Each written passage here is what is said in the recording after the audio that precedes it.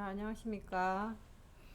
이번 시간, 저번 시간에 이어서 광합성에 미치는 환경요인 2차 시 시작하겠습니다. 자, 여기에서도 광합성에 미치는 영향, 환경요인들이 무엇이 있는지를 알아보는 시간 되겠습니다. 자, 지난번 시간과 한번 기억을 더듬어서 한번 보면 빛의 세기가 광합성에 미치는 영향을 확인한 실험에서 우리는 탄산수소, 나트륨 용액에서 광합성에 필요한 뭐를 제공해 주는 역할을 합니까? 자, 이산화탄소를 제공해 주죠. 식물들은 우리하고 다르단 말이에요. 그죠? 이산화탄소 먹고 뭘 배출합니까? 산소를 배출한다는 걸 알 수가 있습니다. 그리고 두 번째, LED 등과 비커 사이의 거리가 어떨수록 빛의 세기가 강해졌습니까? 그렇죠. 가까울수록 빛의 세기가 강해져서 광합성이 활발하게 일어난다는 걸 알 수 있었습니다. 자, 그럼 이어서 우리 해보기 페이지 몇 페이지입니까? 132페이지 환경요인에 따른 광합성은 어떻게 달라질지 주어진 자료를 해석해서 광합성에 미치는 영향들을 한번 보겠습니다. 자, 그래프가 있죠. 빛의 세기, 이산화탄소, 온도에 따른 광합성량에 나타나는 그래프가 있습니다. 잠깐만.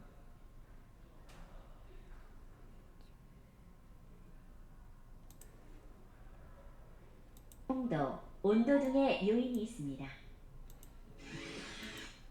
자, 우리 책에는 광합성에 미치는 영향에 대한 그래프는 나와 있는데 따로 동영상이 없어서 다른데 동영상 하나 보면서 수업 다시 연결해서 시작하겠습니다.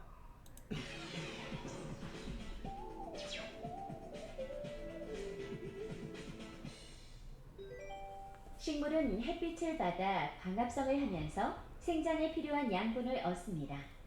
그렇다면 식물의 광합성에 영향을 미치는 환경 요인에는 어떤 것들이 있을까요? 그렇죠. 광합성에 영향을 미치는 요인에는 빛의 세기 외에도 이산화탄소의 농도, 온도 등의 요인이 있습니다. 지금부터 각각의 요인이 광합성에 어떤 영향을 미치는지 자세히 알아봅시다. 먼저 빛의 세기에 따른 광합성량의 변화를 살펴볼까요? 검정말과 전등 사이의 거리를 자, 이거 지난번 시간하고 조금 겹친다, 그죠? 그래, 한 번 더 본다고 생각하고 봐주기 바랍니다. 점점 가까이 하면서 1분 동안 검정말로부터 발생하는 기포수를 측정하는 실험을 설계하였습니다. 전등 사이의 거리가 가까워지면 빛의 세기가 강해지고 거리가 멀어지면 빛의 세기가 약해집니다.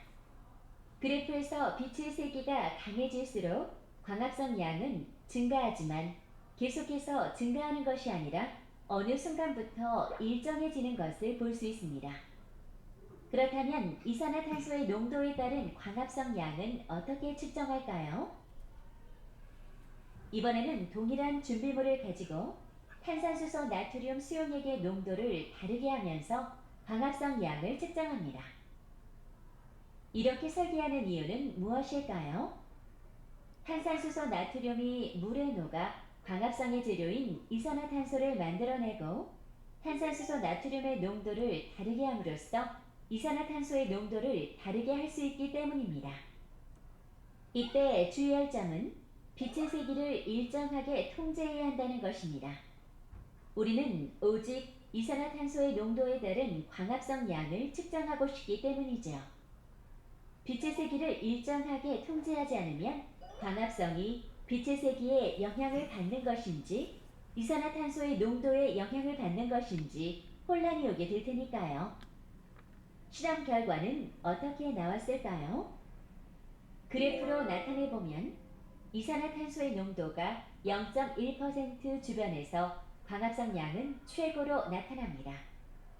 그리고 그 이상의 농도가 되어도 더 이상 광합성 양이 증가하지 않고 일정한 결과를 보이죠.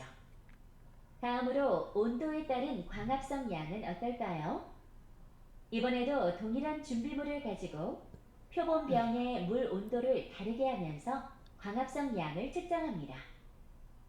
이 실험에서도 역시 광합성에 필요한 이산화탄소의 농도와 빛의 세기를 일정하게 통제해야 오직 물의 온도에 따른 실험 결과를 볼 수 있겠죠?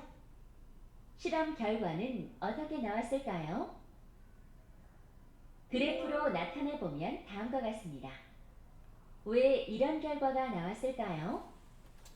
이산화탄소의 농도가 일정하고 빛이 강할 경우에 온도가 높을수록 광합성 양이 증가하지만 온도가 40도를 넘어가면 광합성 양은 급격히 줄어듭니다.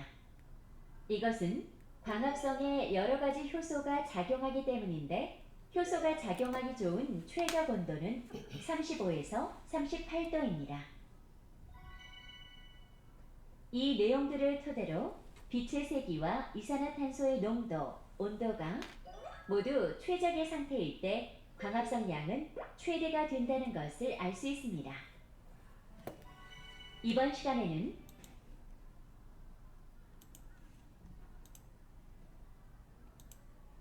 자, 여러분들 동영상 잘 봤습니까?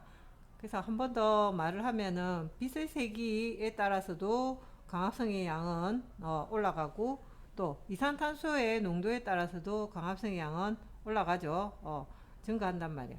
그리고 온도에 따라서도 증가하지만 빛이나 이산탄소는 일정한 양 이상이 되면 더 이상 증가하지 않죠. 계속 같은 형태의 막대가 옆으로 직선으로 가는 걸 알 수가 있고, 온도 같은 경우에는 일정하게 가장 활발하게 일어나는 이 최상점이 뭐라고요? 몇 도에서 몇 도? 35도에서 38도 정도일 때 가장 활발하게 일어난다고 알고 있겠죠. 알고 있었고, 실험을 통해서 40도 이상이 되면은 줄어든다는 걸 알 수가 있었습니다. 그래프의 형태 이렇게 그려주면 되겠죠. 자, 그리고 이거 요인들과 광합성량이 어떻게 나타나는지 변하는지 한번 설명해 보자 했는데, 빛의 세기가 당연히 증가한다 하면 광합성량이 증가하고 어느 이상 되면 더 이상 증가하지 않는다는 걸 알 수가 있었고, 이산탄소 농도도 우리가 실험을 통해서 증가함에 따라서 광합성량도 증가한다 했죠. 그래서 이 앞에 실험에서는 뭐의 농도를 달리했습니까? 뭐의 농도를 달리했는 탄산수소 나트륨의 농도를 좀 더 진하게 농도를 진하게 해가지고 광합성량이 어떻게 증가하는지를 봤단 말이야. 자, 그리고 세 번째는 뭡니까? 온도다, 그죠? 온도가 높아짐에 따라서 광합성량이 증가하고 일정한 온도 이상이 되면 광합성량은 급속도로 감소한다는 걸 알 수가 있었습니다. 자, 이거는 조금 전에 한 거하고 똑같은 거죠. 온도에 따라서 광합성량 어떻게 변하는지 온도에 따라서는 온도가 빛과 이산화탄소는 일정하게 유지되면 온도만 변화시켜도 높으면 어떻습니까? 온도가 높으면 광합성량은 증가한다는 걸 알 수가 있습니다. 일정하게는. 자, 이거는 넘어가고요. 그래서 한 번 더 빛의 양에 따라서 빛의 세기에 따라서 광합성량은 어떻게 변하는지, 빛의 세기가 증가할수록 광합성량은 증가하다가 어느 일정한 단계 이상이 되면 더 이상 증가하지 않고 일정해진다는 걸 알 수가 있고, 이산화탄소 농도도 증가할수록 광합성량이 증가하다가 어느 단계 이상이 지나면 더 이상 증가하지 않고 일정해진다는 걸 또 알 수가 있었습니다. 온도가 높을수록 광합성량은 증가하다가 40도 이상이 되면 급격히 감소한다는 걸 그래프로 알 수가 있었습니다. 자, 다들 모자라는 부분, 자기가 좀 힘들었던 부분이 있으면 요점 정리해서 넣어주기 바라고요. 광합성이 잘 일어나는 그럼 조건 어떻게 됩니까? 여러분 생각했을 때 뭐가 빛의 세기가 강하고 이산탄소 양은 어떻습니까? 충분하면서 온도는 어때요? 그렇죠. 30도에 40도 정도. 너무 온도가 높아도 어때? 그래프 이렇게 올라가다가 떨어지잖아. 그죠? 그래서 요 정도일 때 가장 광합성이 활발하게 일어난다는 걸 알 수가 있습니다. 스스로 확인하기 저 아래쪽에 문제 여러분도 한번 풀어보기 바랍니다. 자, 2분 줄게요. 2분 뒤에 우리 한번 확인해 봅시다.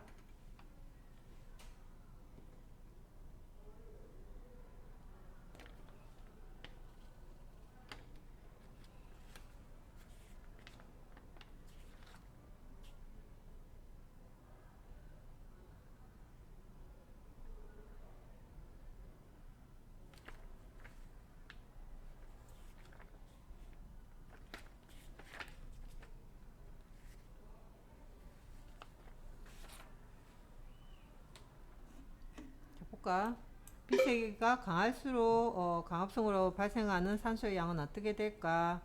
빛세기가 강할수록 어떻겠습니까? 강합성으로 발생한 산소의 양은 증가하다가 어느 순간 일정한 양으로 증가하다가 어떻게 됩니까?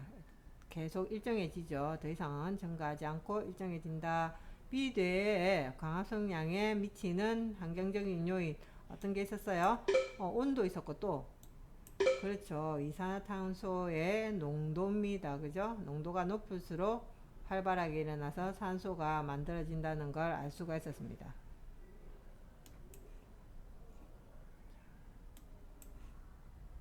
자, 문제 한번 풀어볼까요? 그림은 어떤 요인과 강합성량에 따른 관계를 나타낸 것이다. 강합성량에 영향을 주는 A는 무엇인가? 이거 A가 뭘까요? 그래프 봐도 알 수가 있겠죠. 뭐라고?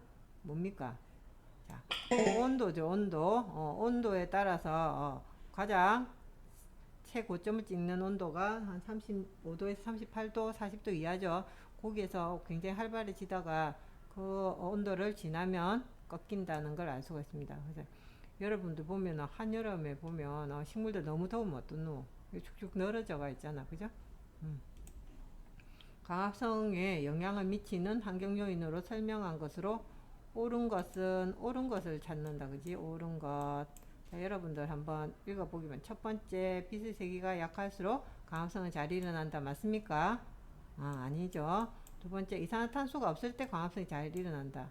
맞아요? 또 아니죠. 자, 온도가 30도 이하일 때 강합성이 가장 활발하다. 자, 여러분들 뭐 겨울에 추울 때 뭐 잎들이 어떻게 됩니까? 다들 떨어지고 거의 없죠. 활발하면은 그때 잎이 무성해야 되잖아. 그죠? 그래서 이것도 아닌 것 같습니다. 그죠? 네 번째, 빛의 강합성, 이산화탄소의 농도, 온도가 모두 적당할 때 활발하게 일어난다. 어때요?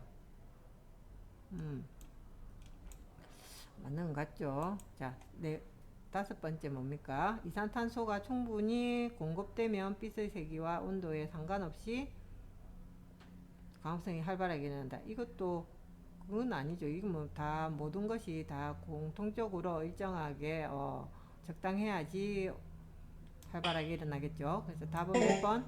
4번입니다. 그지? 빛세기가 강하고 이산탄소의 양의 농도가 충분할 때 그리고 또 온도가 30도 40도 정도 유지될 때 강합성이 가장 잘 일어난다는 걸 알 수가 있습니다. 그치?